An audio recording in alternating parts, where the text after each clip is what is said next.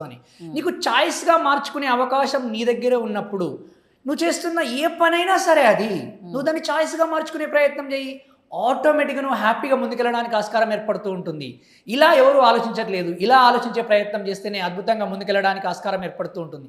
ఎందుకు ఈ రోజుల్లో చాలా మందికి ఆ పని నచ్చడం లేదు అనంటే, వాళ్ళు మొదటగా జాయిన్ అయినప్పుడు ఎలా ఉంటారో, ఇప్పటికీ అలానే ఉంటారు వాస్తవానికి.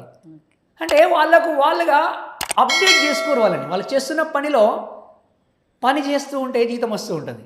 జీతం రాగానే ఫస్ట్ ఏం చేస్తామంటే, నాకు మొక్కులు ఉన్నాయి, ఆ గుడికి పోవాలి, ఈ గుడికి పోవాలి, పుణ్యం చేయాలి అని అనుకుంటూ ఉంటాం. నేనేమంటానంటే, నువ్వు పని చేస్తున్నప్పుడు నీకు డబ్బులు వస్తున్నప్పుడు నువ్వు ఏ పుణ్యం చేసినా ఏ పుణ్యం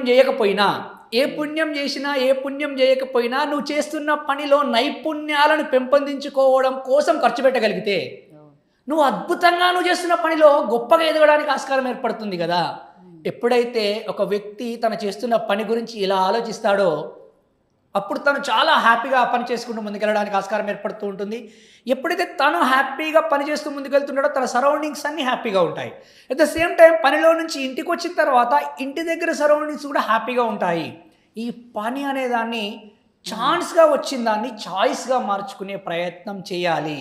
అది ఏ పనైనా సరే, అప్పుడు మాత్రమే అద్భుతంగా ఆనందంగా ఎదగడానికి ఆస్కారం ఏర్పడుతుంది అని నేను అంటాను.